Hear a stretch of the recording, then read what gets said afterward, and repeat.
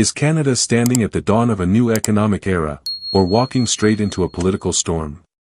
Today, all eyes are on Prime Minister Mark Carney, a man with a reputation for cool calculation, global credibility, and a vision to remake Canada's economy.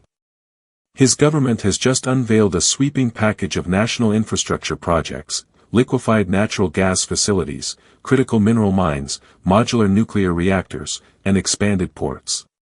Supporters say this is the kind of bold leadership Canada desperately needs. A once-in-a-generation opportunity to build big, think big, and prepare for the future. But not everyone is convinced. Standing across the aisle, Conservative leader Pierre Poilievre sees not vision, but danger, a prime minister ready to gamble billions in taxpayer dollars while Canadians struggle with rising costs, job losses, and a shrinking economy.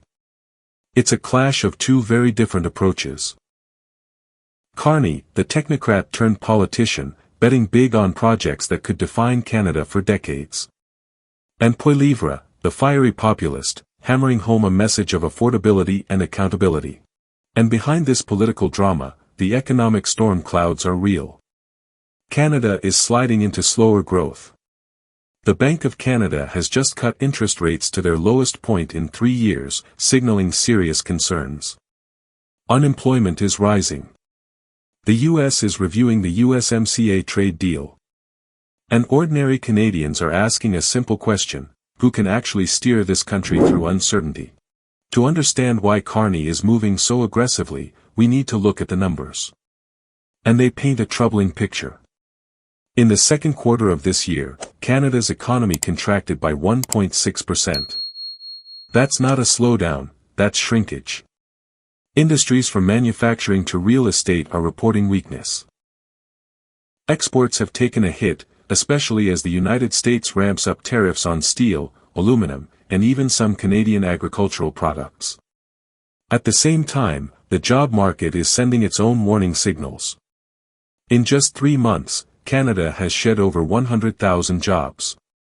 Unemployment is climbing to levels we haven't seen in nearly a decade, outside of the pandemic years. For ordinary Canadians, this isn't an abstract statistic, it's the daily reality of job applications, pink slips, and growing anxiety about bills. The Bank of Canada has taken notice. Just this week, it announced a 25 basis point cut to its key interest rate, bringing it down to 2.5%, the lowest level in 3 years. For a central bank that has spent years battling inflation, this was a major pivot. Why? Because the risks are shifting. Inflationary pressures have eased, but the danger now is stagnation. Weak growth. High unemployment. Sluggish investment. And it's not just domestic weakness. Canada is caught in global turbulence. The United States, our biggest trading partner, has opened a formal review of the USMCA trade deal ahead of the 2026 deadline. That means tariffs, disputes, and uncertainty for exporters. Meanwhile, global demand for energy and minerals is shifting as countries race to secure supply chains for the green transition. So, what's the government's response? Carney has decided that the only way forward is not to retreat, but to charge ahead. To use this moment of weakness to push forward on projects so big, so ambitious, that they could reshape Canada's economic foundations for decades. But here's the political gamble: boldness can inspire, or it can backfire. Canadians struggling with affordability may not want to hear about billion-dollar megaprojects. They want relief on rent, on groceries, on mortgages. That's where Pierre Poilievre sees his opening. When the numbers tell a story of decline, leaders have two choices: manage the fall, or try to reverse it. Mark Carney has chosen the latter. This week, his government unveiled what it is calling a National Projects Plan. The language is deliberate. It's not just about spending, it's about vision. About building things that last, reshaping the country's economic backbone. So what's in this plan? Let's break it down. First on the list, liquefied natural gas facilities. Carney's government wants to expand Canada's ability to process and export LNG, especially to Asian markets. Supporters say this makes perfect sense. The world is in a transition period, moving away from coal, but not yet ready for full renewables. LNG, they argue, is the bridge fuel. And Canada, with its vast natural gas reserves, has the potential to become a global supplier. But there's controversy here too. Environmental groups argue that doubling down on LNG locks Canada into fossil fuel infrastructure at a time when the country should be investing in renewables. And LNG projects are notoriously expensive, often running into delays and cost overruns. Carney is betting that the long-term demand will justify the risk. The question is, will Canadians buy into that gamble? Next, critical minerals. Lithium, cobalt, nickel, rare earth elements, the building blocks of the clean energy transition. From electric vehicle batteries to wind turbines, these minerals are the gold rush of the 21st century. Canada's northern regions and remote provinces hold enormous untapped deposits. Carney's plan aims to fast-track development, streamline permits, and attract investment into mining and processing facilities. Here, the challenge is not just economic, but social.